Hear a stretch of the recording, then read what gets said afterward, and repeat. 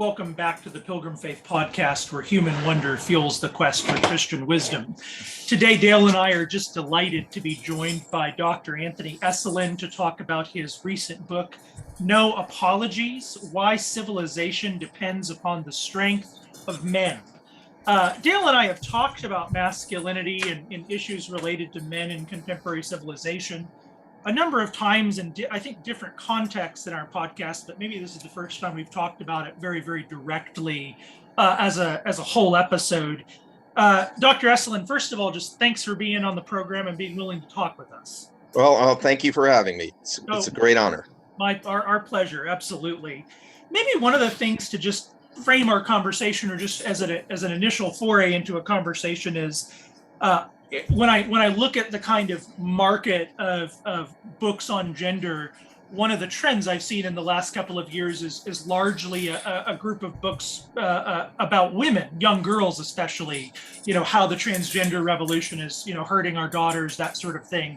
The statistics about 40% of young women between 14 and 24 identifying somewhere on the LGBTQIA spectrum, that sort of thing.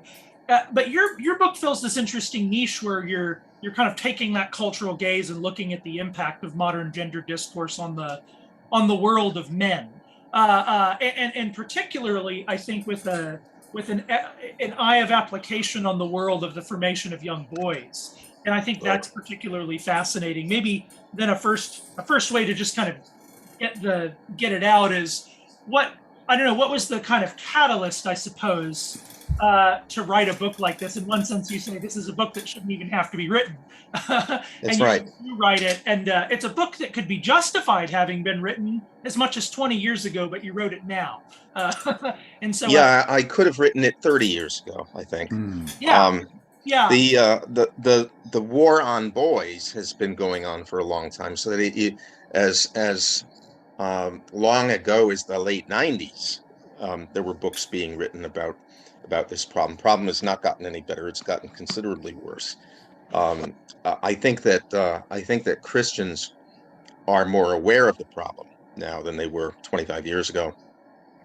But I don't think that we have yet responded in an effective way. And in the meantime, the world for boys has gotten immeasurably worse. And for girls too. But I'm writing from experience, and I leave to somebody else the need for writing similar books about girls and women. One thing that I tried to emphasize to my students, though sometimes when I was back teaching at a less Christian college than the one I'm at now, I had to soft pedal it a little bit, is that without the virtue of masculinity in a couple of different forms, there's no such thing as culture at all. And there's no such thing as civilization. Historically and anthropologically, these things are not possible without the manly virtues. They don't happen. Not only do they not happen, but I think physically they cannot happen, right? And it's a shame that we should even have to say such a thing, because I don't like having to advocate for my sex. Men don't like. Good men don't like boasting about how great men are. It seems gauche, But when the boys are a different matter. When boys are not taught that it is a great thing to be a man, then somebody's got to step in, because these are just kids. They're vulnerable. We can't expect them to just, soak up the nonsense that they're being shown, shrug and say, well, that's just idiocy, but I don't have to bother with that. I won't even say anything about it. It's just stupid. They're not able to do that. They take these things in, and it hurts them badly. And, it hurts us as a civilization very badly. So I'm writing this in part to stick up for them, because nobody else will. Yeah, that was so I deeply resonate with what you just said there, because I run a classical program here in Brevard County, Florida, it's a K through 12 program, and so I very much feel your sentiments towards sticking up for the young boys and the young men. One thing I think your book does, especially in the beginning chapters, is show how the human inheritance that we all receive when we're just born into, I was born into America. So the everything, the law system, all of the roads, the plumbing, the electricity, I just take it for granted. I think most of modern people do take it for granted. And what you do is you show how that civilization that we've inherited has been forged largely through the grit and ingenuity of masculinity. And how we sort of just that doesn't even register in our awareness because we're so plugged into our current moment that we become numb and calcified towards appreciation. Right. And we are generally far removed from the men doing the hard physical labor upon which all cultures are founded, and even our civilization cannot do without, right? Yes. I just recently found out, if you're wondering, well, with that, if men were not significantly stronger than women physically, would we be able to have any civilization at all? I think absolutely not. I don't think that the fundamental tasks of lumbering, farming, fishing, mining, stone quarrying, construction of various sorts, I don't think any of that happens if men have only the strength of 13-year-old boys, which is about the age at which a boy begins to surpass his mother in strength, if not before, right?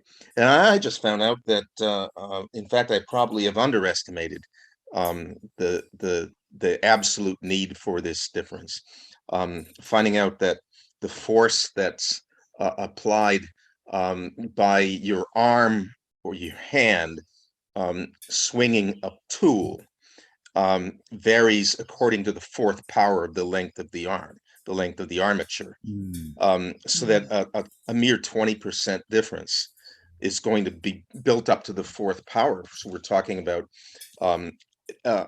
effectively an absolute separation between those people who can do a certain task, chop down a tree with an axe, an oak tree with an axe, and those people who never come near the threshold. But what we can pretend that we live in a world in which none of that is necessary, and all these things just sort of magically happen. And they don't magically happen. I mean, even with the tools that we have, if you can think of a man with a jackhammer, right? Instead of a pickaxe going after the pavement, he's got a jackhammer. But the jackhammer itself requires tremendous strength in order to use. Even tools that make labor more effective are very difficult to use if you are not a strong man, and absolutely impossible to use if you have the strength of the 13-year-old boy. And so just on a basic physical level, I have to say these things that should not have to be said. One of the things I think is really interesting, I'm going to go out on a limb here and say that Dale and I were both born in the 80s, and I'm thinking you were born in a different decade than we were. Right. And so we were raised, a lot of the trends you're talking about in one sense, date well into the mid 20th century, and those trends sort of accentuate, when Dale and I are born, and then you look at Gen Z and you see those trends even more. And one of the things I wonder about, you talk about writing this book to kind of advocate for young men. And yet one of the things I think I see in my generation, and especially those younger than me, I found it even in myself, in fact, is that traditional right and good appeals to masculine virtue sometimes hit an atrophy in the human imagination. That is to say, there's a lot of young men who are fatherless, or just who have fathers that don't guide them, and live in a civilization where they're kind of pressured to be this way. And so then, maybe comes along a message along the lines of, hey, it's okay to be strong. It's okay to be this. It's okay to be that. But those terms don't directly appeal to them. They might even have bad associations. They might have here's another way to put it, maybe a shame relationship to the traditional masculine virtues. And I think because of kind of moral damage, civilizational damage to their psyche. And I guess maybe one question, generating that into a question, is if you meet a young man, who's 15 or 20, and you detect that level kind of an ashamed relationship at the thing God has made them, what do you think is a kind of first communicative and almost pastoral gesture to help a young man in that condition who needs these things very badly, but they almost have to grow into appeal for it? Yeah, I think that it is high time for Christians to begin to revive the great form of education that mankind has known since the ancient days, since ancient pagans in Greece, and that is you've got to keep the perverts away. Okay, you've got to keep the weirdos away, but all male education, single sex education for boys, right? But failing that, I mean, it's to put just that to the side for the moment. These things will remain merely ideas, merely notions in the head, unless they're given physical expression. We want the boys to be able to feel the goodness of their own sex in the flesh, doing things. And one of the points that I make in the book is that culturally speaking, anthropologically speaking, the male team, the platoon, the brotherhood, the construction crew, right? The crew on a ship, right? This is a different kind of organization than any other in human history, right? It's the male protective brotherhood. It's the male brotherhood on the quest for truth. It's the Christ and the apostles, okay? Feminists don't understand it because, frankly, they don't. I could put it this way in a loose sense: they don't understand football. That is, football is quintessentially male endeavor, not because it requires a lot of physical strength. That yeah, of course it does, but because you've got a hierarchy of obedience and various guys doing a wide variety of things, no one of which has any meaning in itself, but simultaneously, like all the parts of a great machine, like the different musical instruments in a symphony, all work simultaneously to produce something really wonderful, right? A ship that can actually fish, or a football play, okay? And what the boys need is to belong to something like that, with the aim of getting something big, something impressive done, right? That we don't want. The last thing we want here is an emphasis on feelings. We want an emphasis on accomplishment, action, right?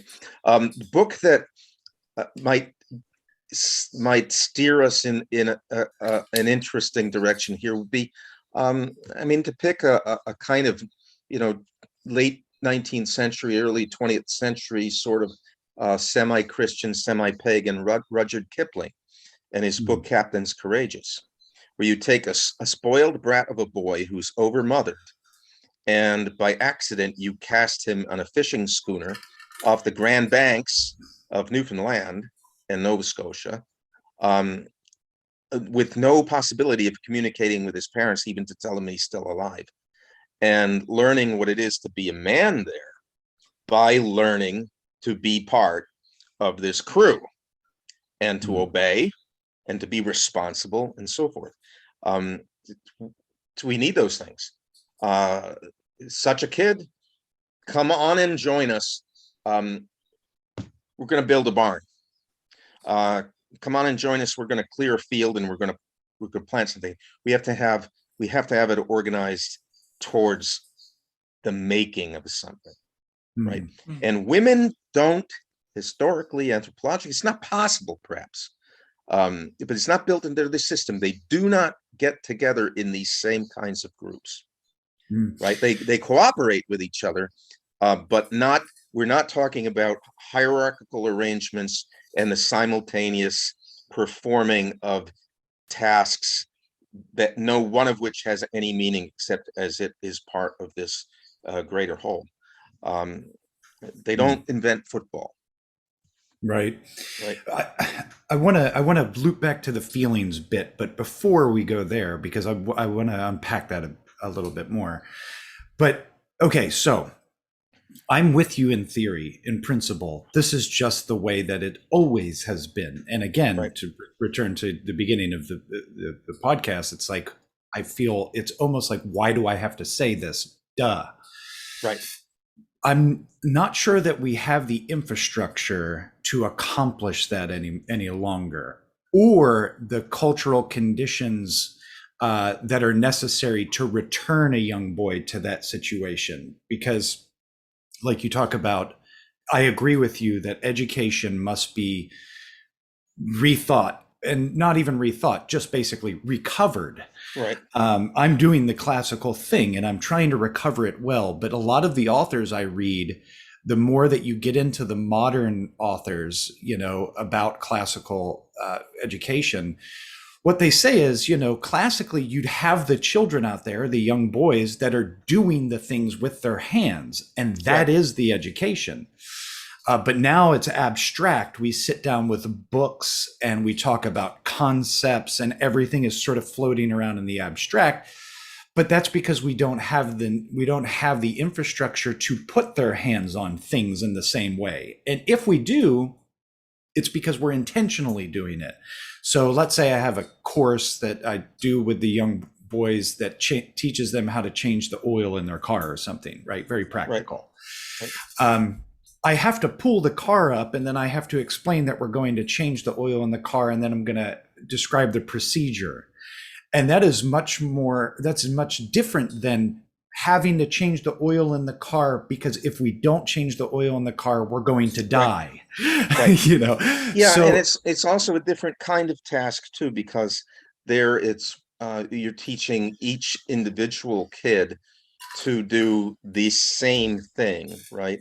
In case the individual needs to have it done. Could you possibly, for instance, buy a bunch of lumber and other materials and say, this is what you're going to do now. Want you to build a treehouse, right?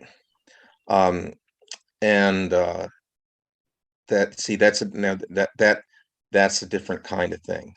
Yes. Right. I'm afraid we're going to have to use our imaginations here, and of course, unfortunately, much of it's going to have to be intentional. But necessity forces the hand, right? If you have to do a thing and you don't have ideal conditions for it, you still have to do it. Yeah. Oh, sorry. Go ahead. I think this sort of thing just has to be done. If a boy has a memory of being with a bunch of other guys and they do something that is obviously not done by anybody else and not done by girls, right?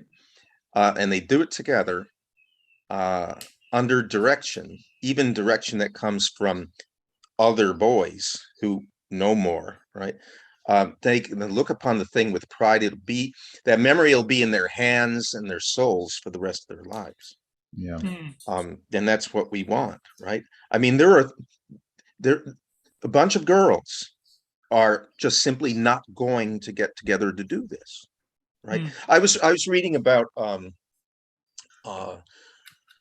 a boy sent to a school on Cape Cod, a Quaker school back in the early 1800s. This young man is, I think, unknown now, but he should be celebrated by all Christians because he graduated from Harvard Medical School, and he's the one who caused the American Medical Association to take a principled stand against abortion. He's the father of gynecology in the United States. He became a Roman Catholic at age 39. He's raised a Quaker, went to a Quaker school that was all boys on Cape Cod. And Horatio Storer is his name, right? Long before he became Catholic, he's still in his late 20s. His embryology that he did, convinced him, hey, you know what, this developing fetus, or even the embryo, the conceptus, is alive and it's human, and it's evil to do anything to kill it, right? But anyway, so he's writing home, and he's just like a 10-year-old boy writing home from school on Cape Cod. And the boys decided one day that they were going to build a log cabin, right? And they asked for the schoolmaster, the family that ran the school, for hatchets and saws and things like that. Otherwise, they didn't ask for any help at all. They said, we're going to build a log cabin, and they did, right? Imagine that as part of your memory. Same boy at age 17, he was already at Harvard, spent the summer on a fishing ship in, again, around the Grand Banks and in the Strait of Canso, separating Cape Breton from the rest of Nova Scotia, writing home, telling about the adventures at sea. And he's a 17-year-old kid. These things are, it's in both cases what he is. He's part of this male team, right? That is not the same thing at all as a group of women taking care of the children together, or going out into the fields to gather berries. That's not the same thing.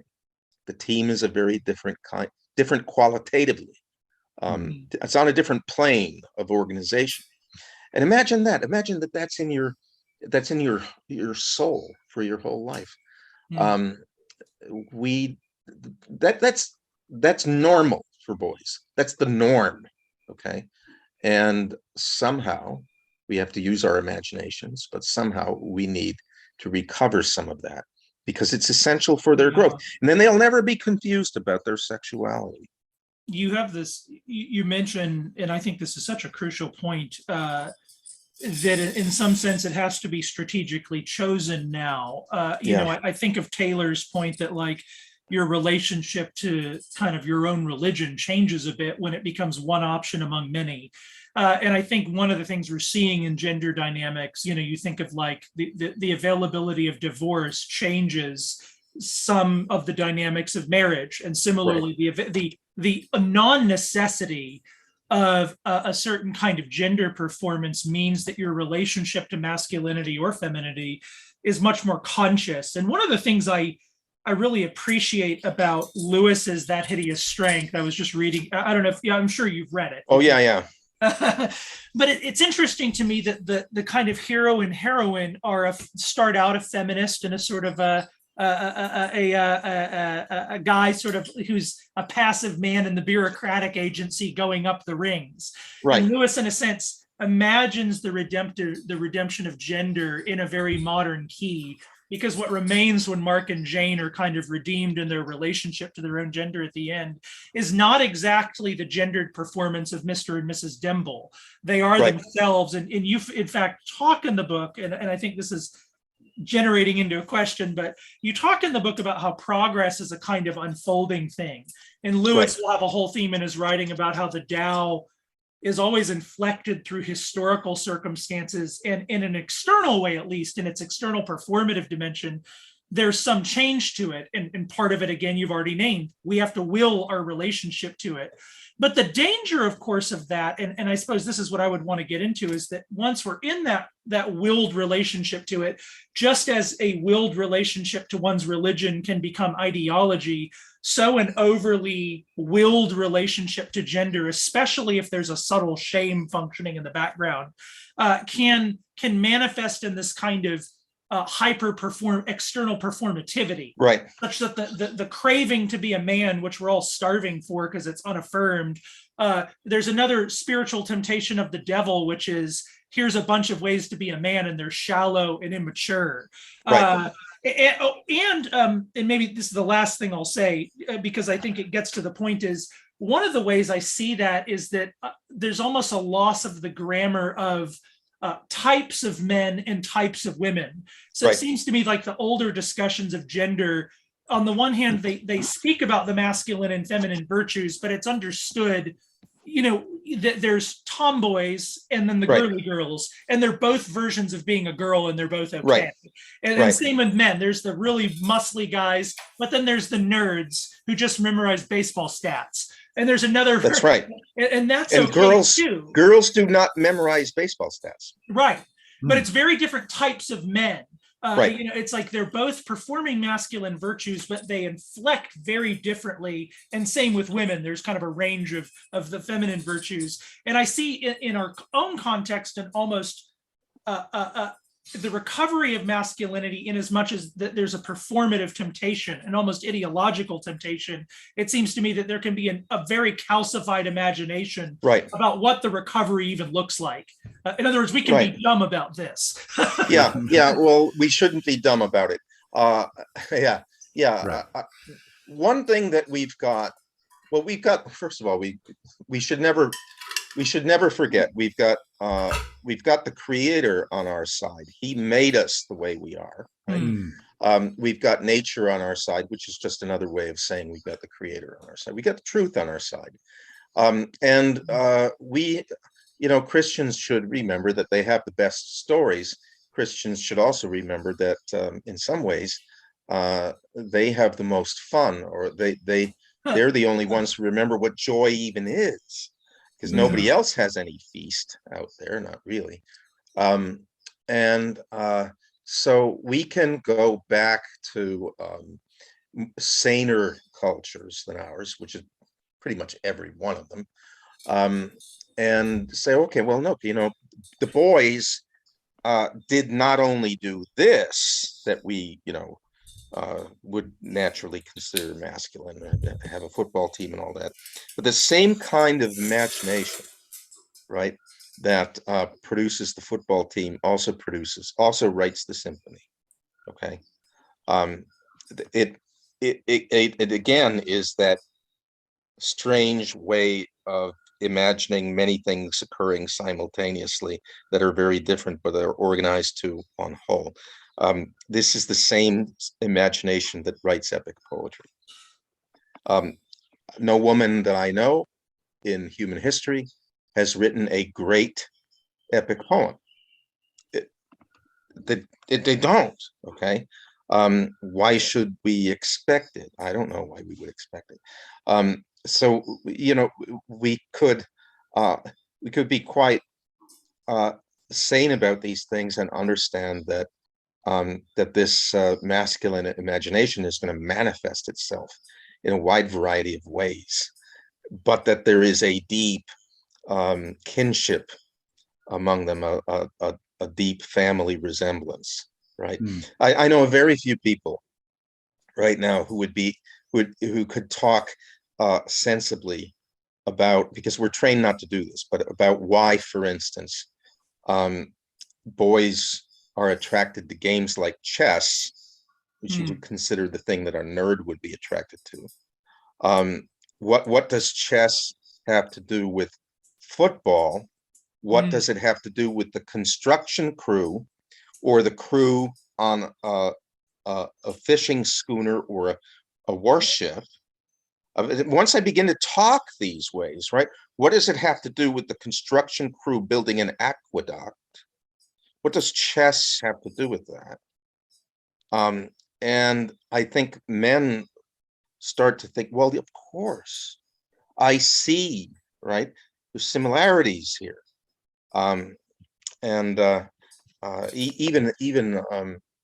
Even in something like philosophy that doesn't degenerate into feelings and impressions, but the classic philosophy such as we get in Plato, This is there's something quintessentially masculine about it. And what's to say? The boys are never told that. The same crew that's building the treehouse can be the crew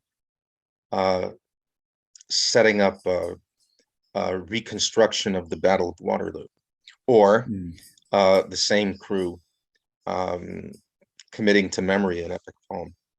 Yeah. You talk about this rage to master that men have, and I would let me preface it by saying this. James Taylor wrote a book called Poetic Knowledge. Have you ever read that? I have not, actually. Oh, it's a fantastic book, and I think you would love it. But he's basically laying out an epistemological case for classical education, like how does our how does reality crash upon our emotions and senses in a way that informs how we operate in the world? And Plato was actually detailing that, in Aquinas too, and Augustine. But one of the things that was clear in the book, because we're talking about feelings, is there is an intuition. There's the way that you intuit the world precognitively. We don't sit there and analyze things and then determine that this is an apple. We see the apple, we know it's an apple, and the way we describe the apple is just in terms of our experience of the apple, right? Like that's a piece of fruit, it's red, it's shiny, it looks good, it's going to taste sweet.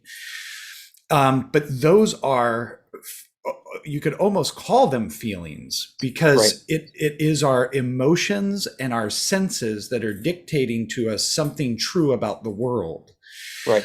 I think that buried inside of the deepest part of men is what you're describing, but their feelings in the current world have been tuned to quiet those instincts.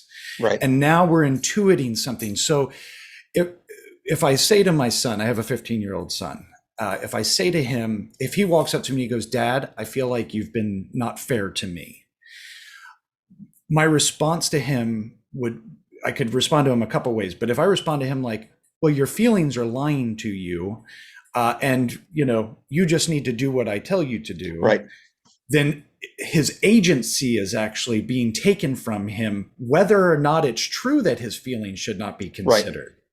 So his phenomenological experience of the moment is important on one register, at least.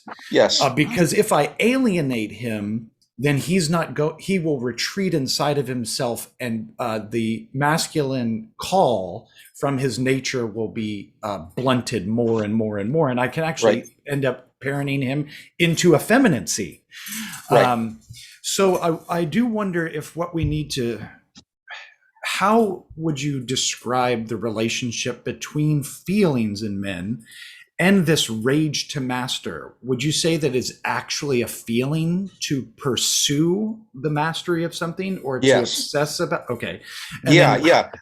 Let's go to the the classical place for an analysis of this. And C.S. Lewis has it in mind almost all the time. The Abolition of Man, it's right there at the fore, but I think it's in almost every one of his works in one fashion or another. And that's Plato's comparison. Socrates, comparing the human being to the charioteer with the two horses. The one horse, the appetite, is wayward. It has an ill nature. But the good, there's a good horse too, a noble natured horse that Plato associates with thumos, a drive, ambition, but not in a political sense. It's perhaps we might call it a rage to either master or to unite yourself with something that's good and true and beautiful. And Lewis says thinking about the education of boys, especially, right, which is just in his background, and he doesn't even, I don't think he's quite conscious sometimes that he is talking about the education of boys, not the education of both sexes together. He says, we've neglected that, right? And what you end up with is a very bad thing. You end up with this monster, which is a swollen head and a swollen appetite and no chest, right? And where the brain, the reason, serves the belly, rather than the belly being subordinated to the reason through the very drive of the human person, which is that chest. Those feelings, if that's what we're talking about by feel, when we use the word feeling, then that needs to be fostered, directed, encouraged, rewarded at every step. I just saw a video of just a few minutes before we went on, of a 5-year-old boy, prodigy in Italy, playing Mozart on a piano in front of crowds in the middle of a public square. I don't know what the town was in Italy, right? And there's hundreds of people watching. The boy, wearing blue jeans, he's 5 years old, has to hop around on the seat just to get to from one end to the of the 88 keys to the other. It's absolutely amazing, and the look on the boy's face is of intense concentration and a kind of, how to put it, a kind of furious love, right? And we need that, right? That's not what I mean by when boys are encouraged to express their feelings by feminists, they're only encouraged to dwell upon feelings of weakness or being hurt, but they're not ever encouraged in that powerful drive to set something right, or to get something big done, or to say that's really beautiful and that is an eyesore, right?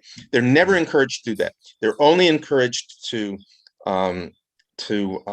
wallow, not encouraged to be brave and strong. And it's a very brave thing that your 15-year-old boy does there. He goes up to you and says, "Dad, you're not been treating me fairly." That's a man in the making. And if you show him, no, I think you're wrong here, son, the good son will say, "Oh, okay, all right. But if you say, son, you may be right about that. Why?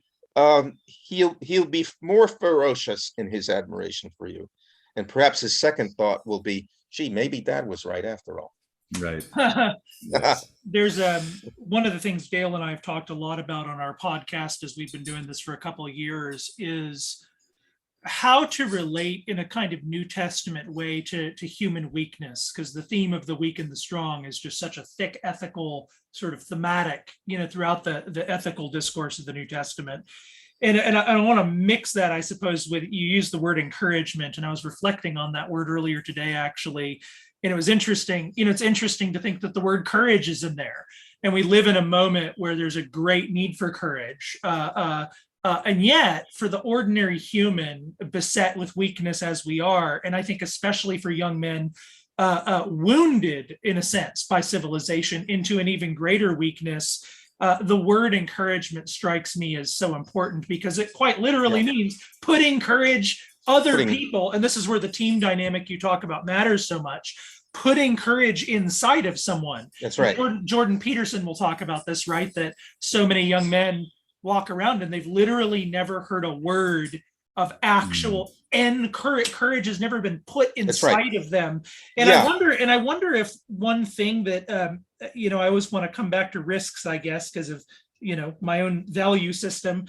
But one of the things I see, I think, in kind of manosphere discourse, or just a lot of men recovering the virtue of masculinity, is that the motif of courage, there can be an allergy to the weak man.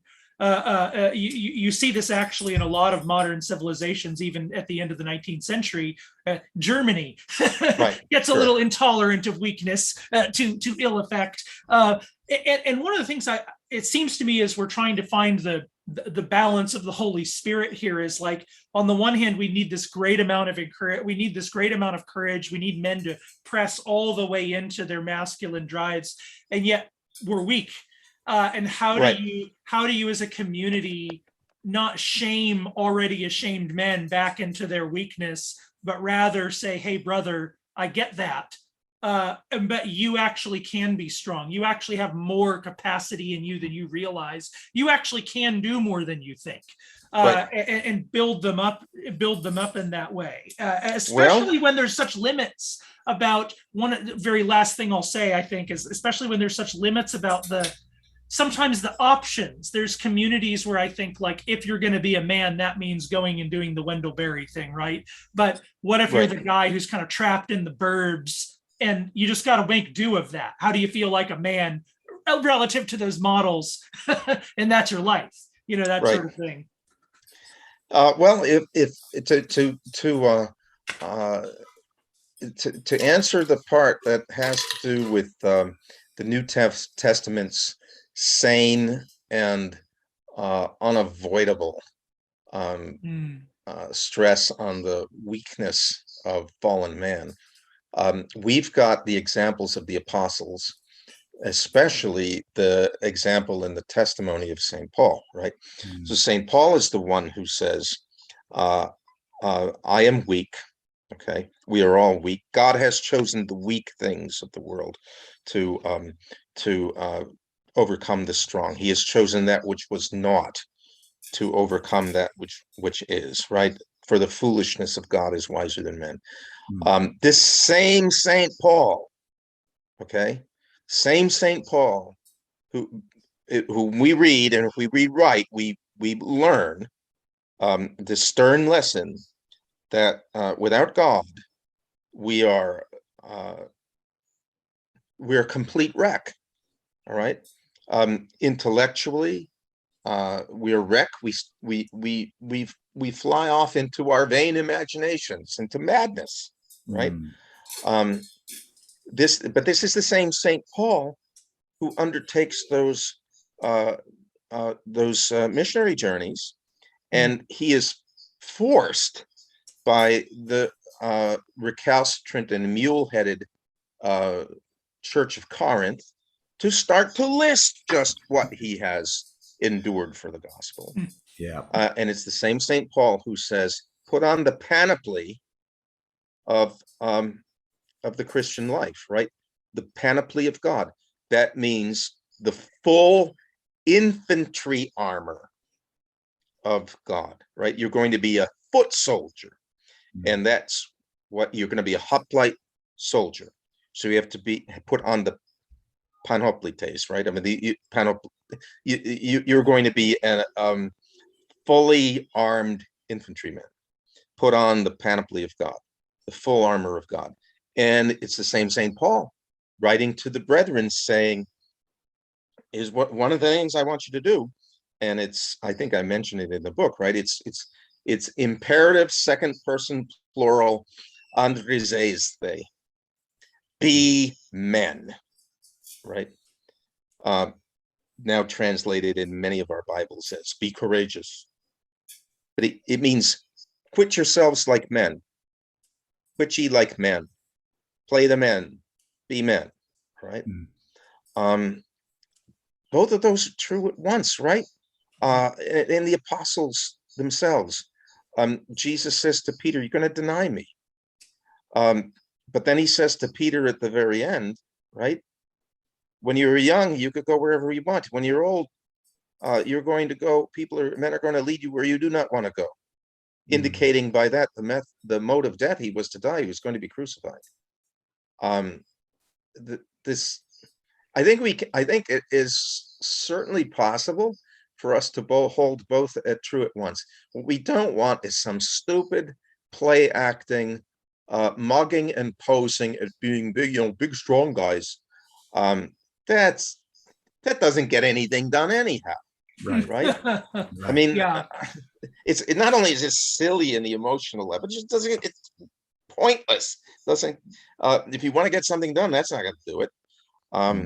What's going to do it is, okay, you got this task over here, you got that task over there, you got that task over there. You answer to him, you answer to him, you answer to him, right?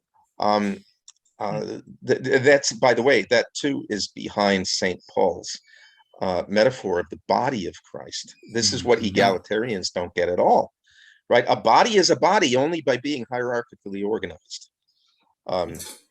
It's you don't just have additive members, right? Yeah.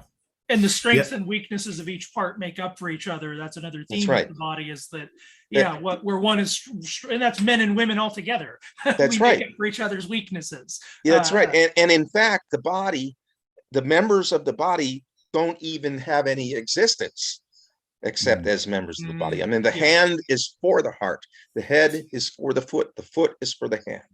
Yes. They don't even, they're not even real without this corporal incorporation, right? And male and female are radically for one another.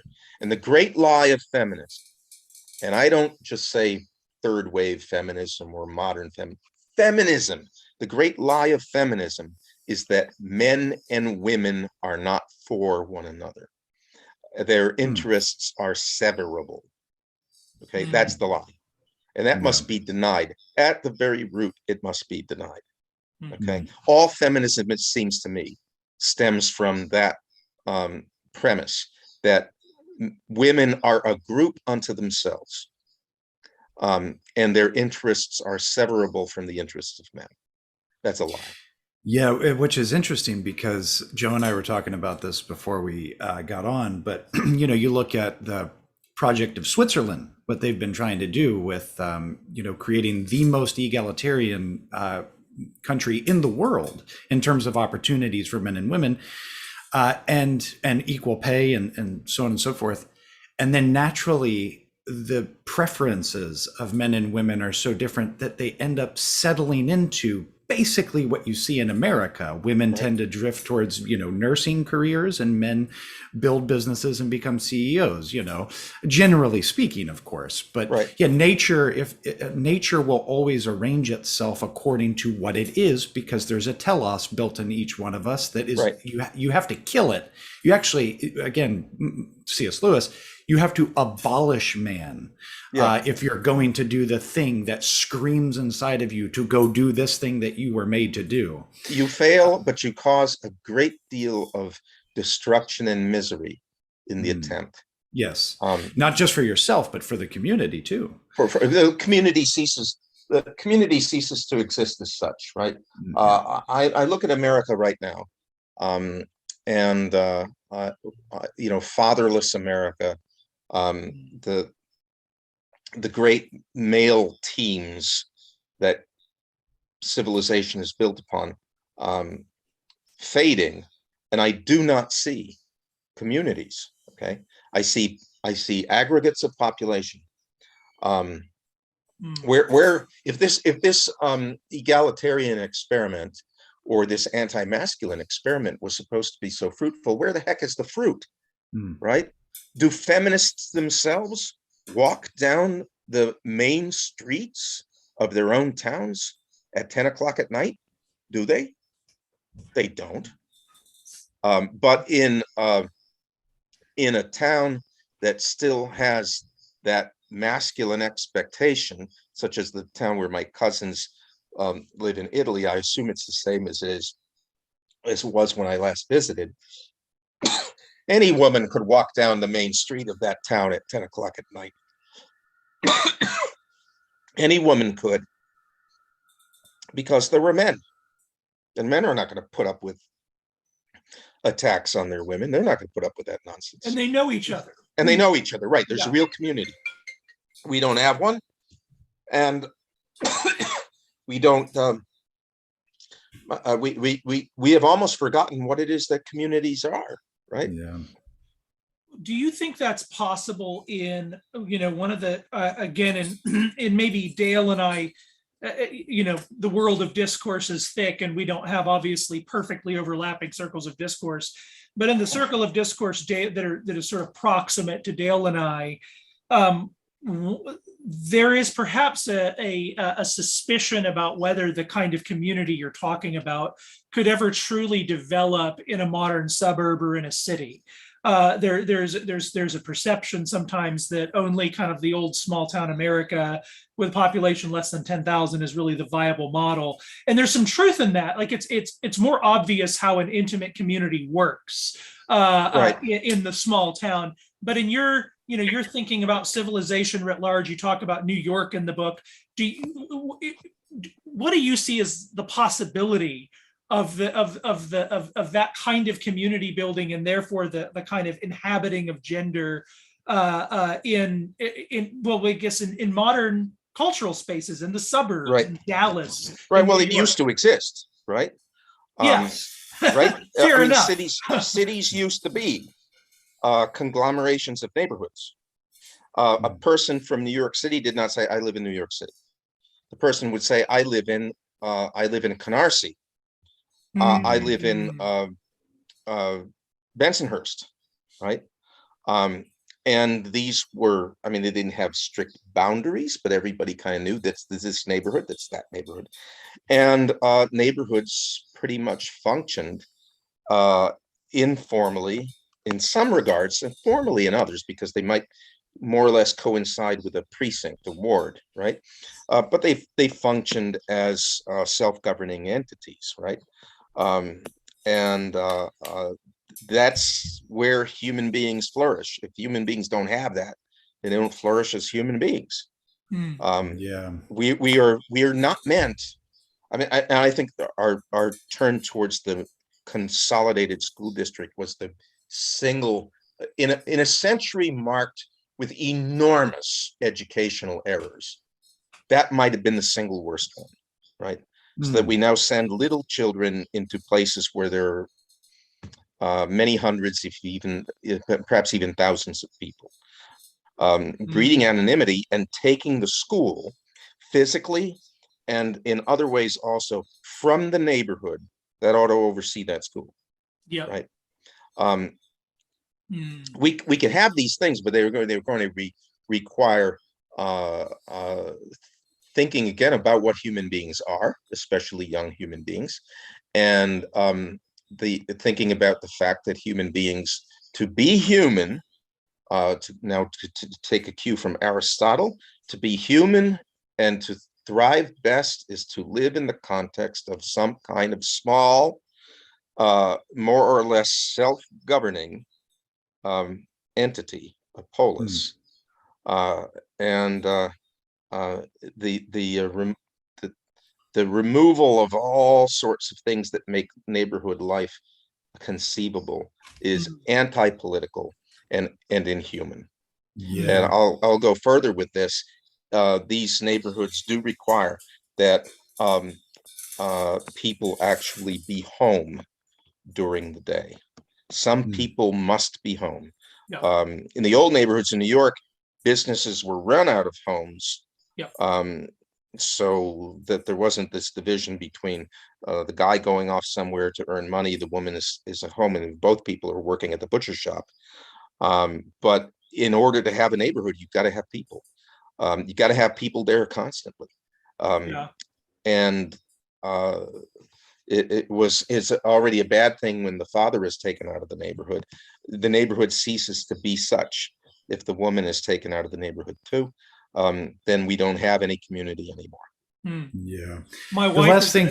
Sorry. Go ahead. Go ahead. I was just going to say, my wife is an Italian. Her grandfather and grandmother are from Italy, Bari, Italy, and and she cuts hair with a straight razor. But in the old day, she probably would have done that out of the house. Now she works for herself basically down, not far from here, and kind of has her own booth. But yeah, and I think, and if she were in New York City, she would just work out of her apartment building, and people would come in and get haircuts and go. And I think that's basically how that kind of craft was very common in history. Yeah, go ahead, Dale. Yeah, just one last thing as we sort of wind down here. This will be the last question I ask, and Joe, if you've got anything after. I want to stay on this idea of New York just because we're talking about it. In your book, you draw our attention, and this is one of my favorite things about your book, actually. You're constantly alerting us to the Herculean effort that it took to get here, right now. And you talk about, when New York had 300,000 people, well, they had to create a water system that supplied 300,000 people, and then it exponentially increases, and just the amount of effort it goes into to get water to people. Right. From about 20 miles away. Yeah, right. And there is, I think that the city, like if we're lauding that achievement of masculine ingenuity and labor that gave us New York City, then what we need is men to preserve the city, right? Rather than, I think, calling them out of the city into the country where that is the only way that we can get community again. Because I would hate to see these shining examples of masculine virtue in our cities be torn down in the name of masculine virtue for smaller communities. Right. And so there's a sort of paradox there, where I understand. I live in a very small neighborhood in Brevard County. I live on a little barrier island called Satellite Beach. So everybody knows everything about everybody, right, for the most part. But I used to live over in the Tampa area, and you have to be intentional about forming the communities within those cities. But nevertheless, I'm happy that Tampa exists. Right. I don't want to dismantle it by vacating it to run to the mountains. I want men to step up and be men right where they're at, and then watch what happens to those communities in those cities. Right. So this is more of just a statement than a question, but I wonder if there's a way that we can practically, because what we've been talking about is sort of abstract stuff. But like right now, is there a way to, short of male-only schools and cities, is there a way to call the city boy up to his masculine virtues and then transform his communities there? Or is that actually impossible now? It's not impossible. And since I have never lived in for more than 3 months, actually, but I've never lived in a city bigger than 200,000 people. Providence. I lived in Providence, Rhode Island for 6 years. Then we moved to get out of Providence. Right. I think that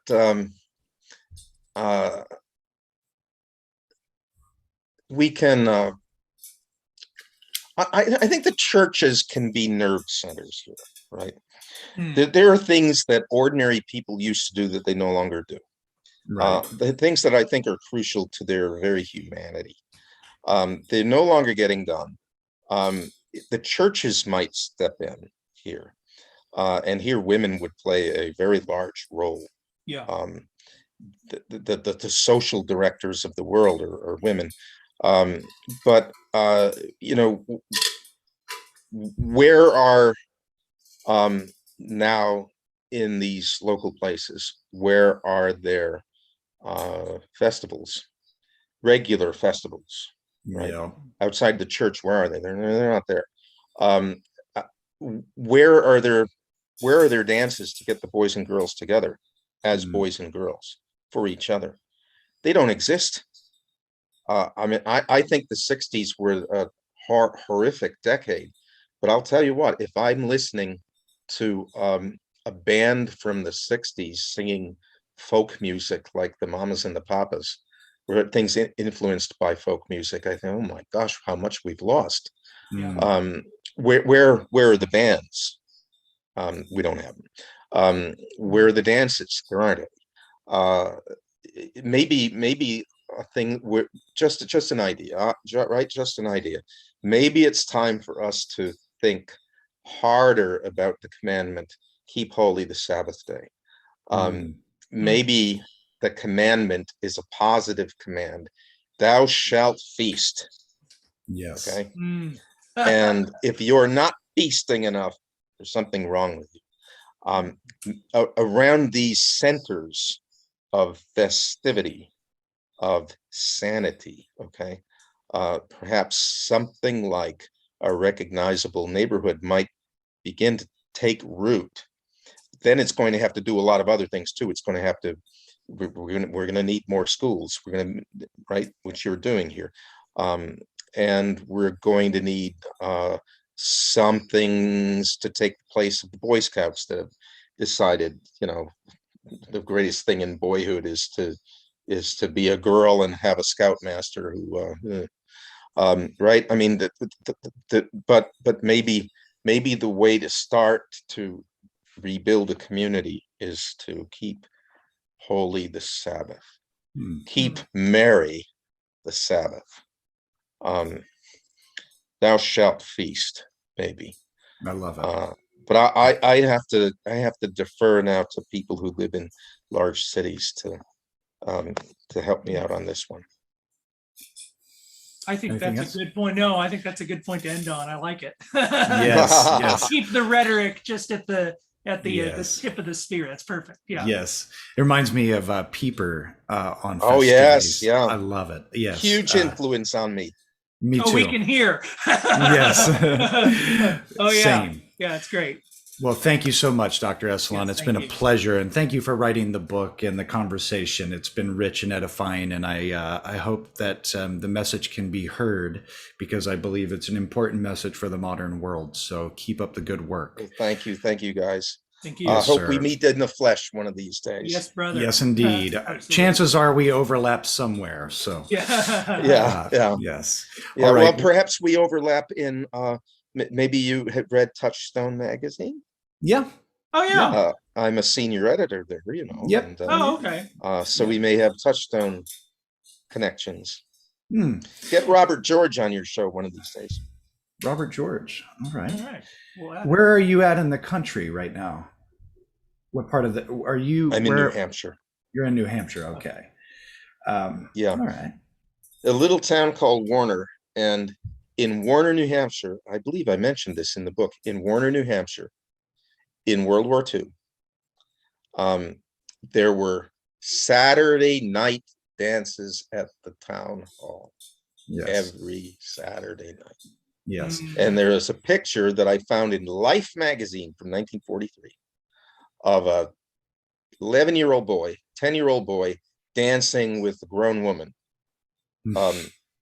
at the dance, because this boy liked to dance with the grown-up ladies. Yes. Well, I'll tell you this: if you start the dance tradition up again in your town, I will fly up there and we can have a festival.